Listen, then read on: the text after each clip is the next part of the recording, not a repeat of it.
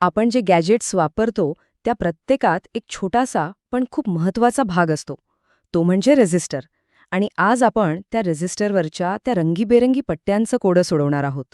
चला तर मग या छोट्याशा पट्टेदार रहस्याची उकल करूया आणि या रेझिस्टर मागचं सिक्रेट काय आहे ते पाहूया.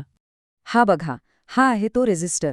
दिसायला अगदी छोटा, पण आपल्या फोनपासून ते अगदी टीव्हीपर्यंत अक्षरशः प्रत्येक इलेक्ट्रॉनिक वस्तूमध्ये तो असतो. पण ह्याच्यावर हे जे तपकिरी, काळे, लाल पट्टे दिसतात, त्यांचा अर्थ काय असेल? हे फक्त डिझाईन आहे की यामागे काहीतरी मोठं रहस्य दडलंय? नाही, हे पट्टे फक्त शोभेसाठी नक्कीच नाहीत. हा एक कोड आहे, जणू काही इलेक्ट्रॉनिक्सची एक गुप्त भाषाच. आणि आज आपण हीच भाषा वाचायला शिकणार आहोत. ठीक आहे, कोड तर आपण उलगडणारच आहोत, पण त्याआधी एक महत्वाचा प्रश्न. हा रेझिस्टर नक्की करतो तरी काय? म्हणजे सर्किटमध्ये त्याची गरजच का लागते? तर रेझिस्टरचं मुख्य काम आहे रेझिस्टन्स तयार करणं. सोप्या भाषेत सांगायचं तर विजेच्या प्रवाहावर नियंत्रण ठेवणं. याला आपण एका पाण्याच्या पाईपसारखं समजू शकतो. विचार करा, जसा एखादा अरुंद पाईप पाण्याचा वेग कमी करतो, अगदी तसंच रेझिस्टर विजेचा प्रवाह कमी करतो. आणि यामुळेच आपले इलेक्ट्रॉनिक सर्किट सुरक्षित राहतं. सोपं आहे की नाही? चला, आता येऊया मुख्य मुद्द्यावर. रेझिस्टरची किंमत किंवा व्हॅल्यू शोधण्याची पहिली आणि सगळ्यात जास्त वापरली जाणारी पद्धत ती म्हणजे त्याच्या रंगीत पट्ट्यांचा कोड सोडवणं. हे जे पट्टे आहेत ना, ही एक प्रकारची युनिव्हर्सल लँग्वेज आहे.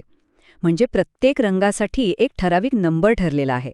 हाच तो कोड आहे जो आपल्याला आता शिकायचा आहे. आणि इंटरेस्टिंग गोष्ट म्हणजे हा कोड जगभरात कुठेही सारखाच असतो. पण थांबा, इतके सगळे रंग आणि त्यांचे नंबर्स लक्षात कसे ठेवायचे? हे तर खूपच अवघड वाटते नाही का? पण अजिबात काळजी करू नका. यासाठी एक मस्त, जुनी आणि एकदम सोपी ट्रिक आहे. फक्त एक वाक्य लक्षात ठेवायचं आहे. B Roy of Great Britain had a very good wife. आता गंमत बघा. यातल्या प्रत्येक शब्दाचं पहिलं अक्षर एका रंगाचं नाव आहे. Black, brown, red, orange, yellow, green, blue, violet, grey आणि व्हाईट. आहे की नाही सोपं? चला तर मग आपण जो फोटो सुरुवातीला पाहिला होता त्या रेझिस्टरला डिकोड करूया. पहिला पट्टा आहे तपकिरी म्हणजे नंबर 1. दुसरा आहे काळा म्हणजे नंबर 0. आता हे दोन्ही अंक एकत्र आले म्हणजे झाले 10. आता तिसरा पट्टा जो लाल रंगाचा आहे तो आहे मल्टिप्लायर म्हणजे गुणक. लाल रंगाचा अर्थ आहे 100ने गुणायचं. तर 10 गुणिले 100 उत्तर आलं 1000. आणि हे मोजलं जातं ओहम्समध्ये. ओहम्स हे रेझिस्टन्स मोजण्याचं युनिट आहे. झालं, आपल्याला उत्तर मिळालं 1000 ओहम्स. पण समजा हा कोड लक्षात ठेवायचा नसेल तर? किंवा कधीकधी रेझिस्टर जुना झाल्यावर त्याचे रंगच नीट ओळखू येत नाहीत. मग काय करायचं? घाबरू नका, त्यासाठी दुसरी एक पद्धत आहे. डायरेक्ट मेजरमेंट म्हणजे थेट मोजमाप. यासाठी एक खास इन्स्ट्रुमेंट वापरतात. त्याला ओहमीटर किंवा मल्टीमीटर म्हणतात. जास्त काही करायचं नाही. त्याची 2 टोकं फक्त रेझिस्टरला जोडायची आणि बस, स्क्रीनवर तुम्हाला त्याची व्हॅल्यू थेट दिसते. एकदम सोपं. आणि याचा सगळ्यात मोठा फायदा माहितीये काय? इथे ना कोड आठवत बसायची गरज आहे, ना कोणतं कॅल्क्युलेशन करायचे. स्क्रीनवर जे दिसतं तेच अचूक उत्तर. त्यामुळे चूक व्हायची शक्यताच नाही. ओके, तर आता आपल्यासमोर 2 पद्धती आहेत. मग प्रश्न हा आहे की कुठली पद्धत वापरायची? कलर कोड की मल्टीमीटर? कोणती पद्धत कधी चांगली ठरते?